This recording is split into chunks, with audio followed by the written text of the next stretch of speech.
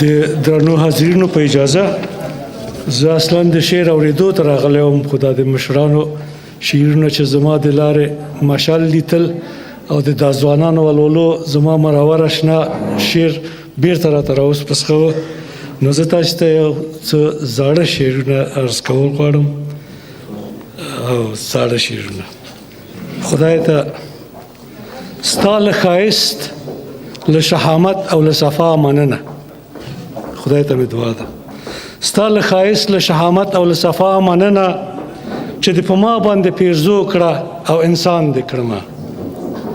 له خپل جنت نه دې یو ښکلې ټوټه بیله کړله، زما ټاټوبی دې کړ هغه او افغان دې کړمه.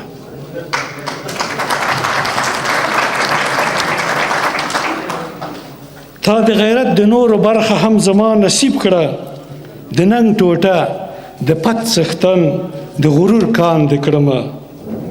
دومره سیالانو کې دې راکړل ګاونډیان ناولي، دومره سیالانو کې دې راکړل ګاونډیان ناولي، او په خپلو ښو او تیرو راکړو پښیمان دې کړمه. پسرلي ته بلنه لرم، تاسې خدمت یې ورڅ کوم. پسرلیه درنه جار شم له غوټیو سره راشه، هر خوا وشینده ګلونه رنګینیو سره راشه. موږ نه هیر شولې ښاغلیه، تا نه هم به یو هیر شوي، زاړه یار ته انډیواله له ډالیو سره راشه. د جګړې خوني بلا مو نور له کوره راوباسه، ورکې کړه لیوان د ژمي له سړیو سره راشه.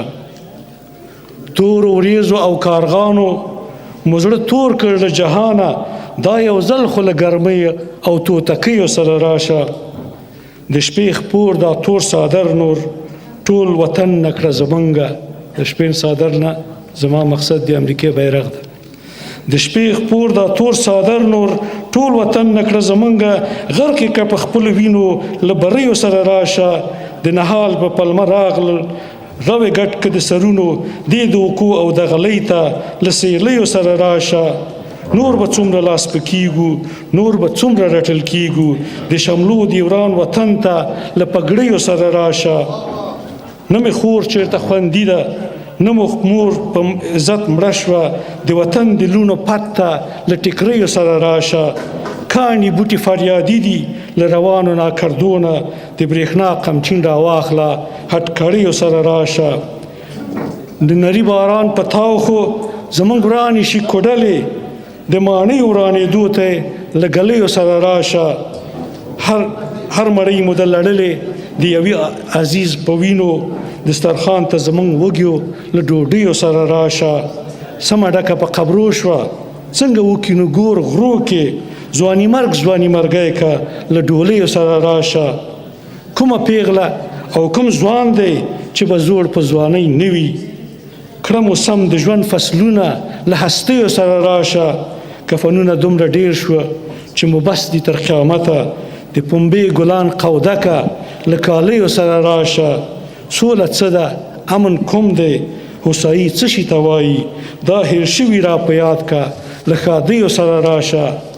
شل کلن د ژمي فصل ته یو ټکی د پایان شه، کنګلونه مو اوبه که له سپرغیو سره راشه. د زلال په شان اوبه مو اوس له زهرو نه دي ډکې، جام مو ډک بیا له سوما که له مستیو سره راشه. د سرو وینو دا سیلاو ته قرباني ټول افغانان شول، کړه شفیع قرآن د امن له زاریو سره راشه. ډکوي چې په سرو وینو د هلمند کابل سیندونه، د ایران او پنجاب حرص ته له مرګیو سره راشه. کونړ بیا په غرزنګو که چې په غیږ شي اباسین ته، مات کړي بند او زنځیرونه ننګیالیو سره راشه. چې په شا کړو تر لندنه میراثخور د ډیورن نن، را پیدا نوي غازیان که پرونیو سره راشه. د نارنج سپین ګل سترګه اوس د وینو اوښکې ژاړي، د ماتم ګرد ور پاکه تسلیو سره راشه. د انځر اوښکې که پاکې د چنار په ګوتو باندې، د انار زخمي زړګي ته له پټیو سره راشه. د نښترو په شنو ستنو د غاټول پر هر رفو کړه، د مڼې د ګل ښکلا ته سپېلنیو سره راشه.